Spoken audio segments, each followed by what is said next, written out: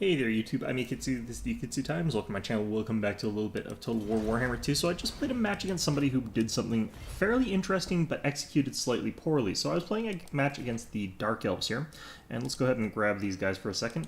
And what they did was they did an absolute spam of just basically nothing but Witch Elves and the Black Ark Corsairs. And these are fairly okay units against infantry in particular in their sort of own right each. So Witch Elves very good against infantry, Black Ark Corsairs very good against infantry. He might have had actually the full lot of both of them. So 6 of each is the maximum you're allowed to take against a real person.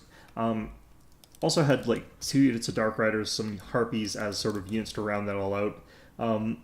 He must have had only 5 of each of these guys, or maybe even less, because he also had Malekith, and this was sort of the setup here. You'll see that in more detail later on Seraphon, so even less than this, but this is the general gist of what we're going with here. And this is an interesting idea in a certain sense there, because the Witch Elves actually probably just dropped some of these things. I think he still had Chillwind. I don't think he must have had Power of Darkness. He probably didn't have Power of Pain. Didn't have Blade Wind. Didn't have Doom Bolt. Probably had Soul Stealer, so he must have just nipped out something like maybe one of these abilities. But in any event, we're looking at an army here that is kind of interesting. It's a little bit overemphasized in one of the departments, and this is where I think it fell through, but it's an interesting concept in that way. And it's something that you sort of see, but never to this sort of extreme length here. So Witch Elves are interesting in that they can be used in an anti-cavalry role and an anti-monster role, and what they're capable of doing is getting rid of things that would normally be capable of dealing tremendous damage to your army through cycle charging. Now, the problem with this setup is that, for against High Elves in particular, none of these units can damage Dragon Princes. Black Ark Corsairs are terrible at it, the Witch Elves themselves are terrible at it, the Harpies, the Dark Riders, none of those units other than Malekith are capable of even really damaging the Dragon Princes, even if the Dragon Princes have lowered defenses, thanks to the sort of Witch Elf poison thingy, Murderous Friend. That's not the right one. Where's the actual effect? Oh, this one. Just from Rampage, minus 10% melee defense. So even with that, Dragon Princes really don't give a crap in terms of their durability. And that's kind of where this sort of fell apart. But what you can do instead of this sort of composition is just lock down those Dragon Princes stuck in combat with some Dread Spears. And that's sort of what you tend to want to see when you're doing this kind of thing. Maybe a little bit less extreme on the Witch Elves there, and then you could sort of lock down and kill loads and loads of cavalry units. You could even do the thing where you have Witch Elves paired with heavy cavalry units that have good charge values, like say Cold One Knight's Course, and even Doomfire Warlocks have decent charge bonus.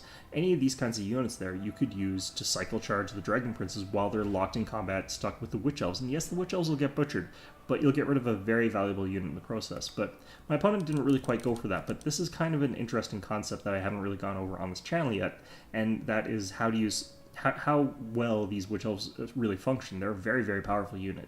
The problem is, again, this army only really does anything against infantry, and a missile line in particular would be very, very effective against. So let's take a look at the sort of match as it played out there. And it's our autosave, since I forgot to actually save it, so that's why we're doing an episode right after there.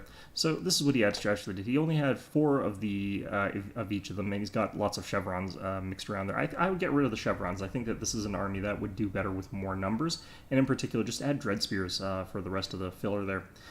Anyway, my army here, fairly typical High Elf setup for a lot of things. Again, like, the problem with High Elves is they really don't have a good mainline infantry. So we got like 5 units of these spearmen who are absolute garbage, but you have to have them as filler.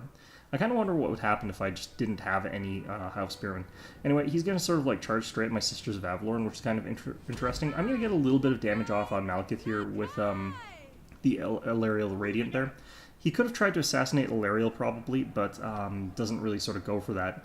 I get some shots off with the Sisters. Unfortunately, they auto-fire. I thought that Malekith was in the lead, so they would fire at him, but they fire at the Harpies instead, which is unfortunate. But we do manage to land the Tempest there, which is going to deal some pretty good damage to both Malekith and to the Harpies. So I get a good charge here, and the Dragon Princes just crash into these guys and, yeah, basically have one of the units, essentially. He's going for the full effect versus these Sisters of Avalorn. I'm going to just countercharge in once these guys land with the Noble, and we're going to start fighting them in melee combat. So anyway, we're already seeing some of these units breaking. Basically, there's one unit of Harpies. We got our Illyrian Reavers over here that I've also brought. And he's firing into my Swordmasters quite intelligently here. Getting some rear charges as well with those Dark Knights, and that's fine. It's not going to do a ton of damage, but given the circumstances, it's going to be quite heavy. He misses a shot with that Chillwind against these Illyrian Reavers. He managed to get a decent rear charge, but he is going to start shattering some of my units, so it's not really so much hammer and anvil-y. Over here, units are sort of getting pinned down and stuff like that. I've got these units sort of in reserve. I don't need them right now, so I've sort of got them loitering. But in any event, over here, you can see the Everqueen sort of on the ground, the Noble on the ground, all of that happening. I'm trying to keep these Sisters of Avalorn potentially in decent repair, but they're not too useful in this battle. They're going to get blitzed down by things. Anyway, over here, we've crushed like half the hit points out of these 3 units, and again, like if you had some real units here for this kind of anti-cavalry thing, these guys would be doing fine, but instead they're kind of losing a lot of their hit points there pretty quickly. Over here, Sisters are going to get some more shots off against these Harpies and then get charged by them. Now, Sisters of Avalorn actually do tear through Harpies pretty effectively, but he has got a decent amount of charge bonus, and I have lost quite a lot of health earlier. Arcane Unfortune comes down on Malekith, so he's not going to be able to do anything too fancy there. Illyrian Reaver Remnants charging in against Dark Riders. Like, Illyrian Reavers are so trash. They need a major overhaul in terms of, like, what their role is, because their slightly higher charge bonus than Dark Riders does not really do anything useful. Dragon Prince is coming back into the fight over here against these Witch Elves. You can get a pretty decent charge. Managed to take out some of them, but I'm going to get locked again in combat, just like these Spearmen here are kind of locked in combat. Over here, just as we predicted, these units all sort of eventually crumbled, and they've only done a tiny amount of damage. They've only killed 6 Dragon Princes, which is pretty atrocious, in all honesty. He's firing Malekith's Breath there, Seraphon's Breath rather, at a time where it's not really that useful, so that sort of goes to waste there. In any event, though, he's sort of running around with these Dark Riders, and he's going to be a real sort of annoying prick with them, but that's fine. In any event, though, our Dragon Princes managed to get a rear charge, and I managed to sort of pull them back out after that into these side of these Dark Riders, and their guy actually takes some pretty hefty losses from that charge. He is going to continue pulling them out of combat, and he's going to actually try to engage the Everqueen in the fight, or avoid the Everqueen from fighting him, which is funny, but yeah, that's the way it is. These guys finally going to try and attack my Sisters of Avalorn. They're finally going to go down, but they've actually done a decent job of just keeping a lot of his units busy, even if nothing else. Witch Elves over here, there's only 11 of them, so not a big deal, but I probably should get rid of them just so they can't, because they only need like one person to frenzy everything. Lots of healing coming down from Ilariel, as you would generally expect from her. And we're getting another cycle charge into the back here. In particular, getting Malekith with a hit there. He's trying to get out of that. And I'm actually trying to get rid of the Dark Riders. I don't want them constantly doing their bullshit, because Malekith's actually slower, and if he's the only person alive, my opponent still loses the battle, so that's perfectly fine. These guys do get frenzied, and they're just going to run off. Sisters of Avalorn actually came back for like a second there and managed to fire off a shot and get actually a couple shots against those Harpies, but they're going to get turned on and killed pretty quickly here. So there they go. Anyway, our Spearmen over here are going to be stuck fighting against Witch Elves and Blackheart Corsairs, that combo again.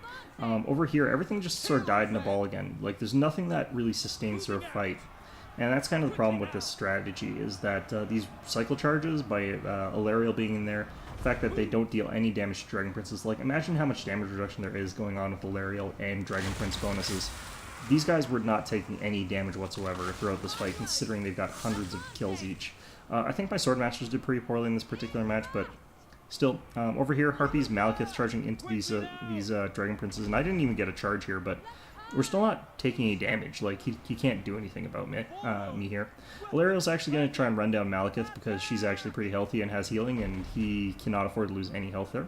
Also, Malekith's not too scary at this point in time. He's already tired, so, I'm even more tired, but it still actually works out in my favor. So I managed to get a quick charge there, and all of his units start chain riding. It's basically the end of it.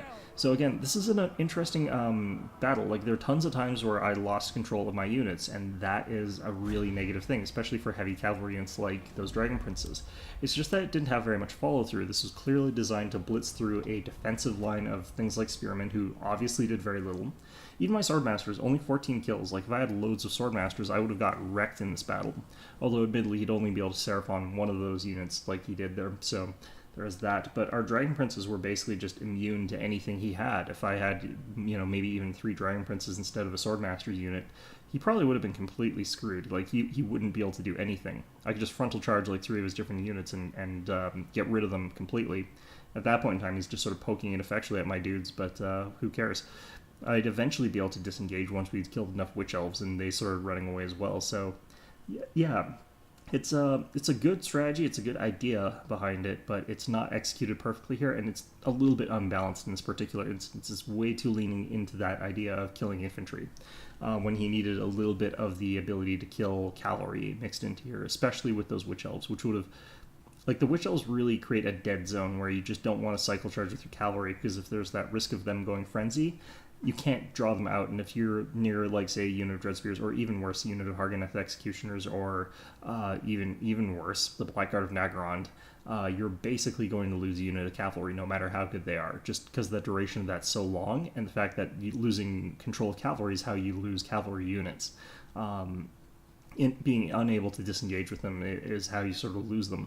So that would be a very effective strategy against those types of units, and it was clearly effective at swamping down my units of Swordmasters and other things like that, although I still am not entirely sure how the Swordmasters got killed off that early. It really made no sense to me. Probably an unlucky terror proc is my guess, but either way, like, this was one of those battles where, yeah, my opponent had an interesting strategy there. Good rush build, which is, I think, a fairly common one for the Dark Elves, although they've also got good missile units and stuff like that. And it just didn't pan out quite right. Just was not quite on the level of what he needed it to be. So anyway, I hope you found this video enjoyable, and of course, as always, hope to see you guys all next time. I'm going to be playing some more of this, but I've actually been playing it, and the problem is I've been getting really dull games. This one had something interesting for me to talk about, just because the setup is one that I think is one that would work on paper. If you had a better Dark Elf player than what I am, I think there's some ways to make this sort of concept work. Just wasn't quite what my opponent was doing there. But yeah, in any event, hope you found this episode enjoyable, and of course, as always, hope to see you guys all next time.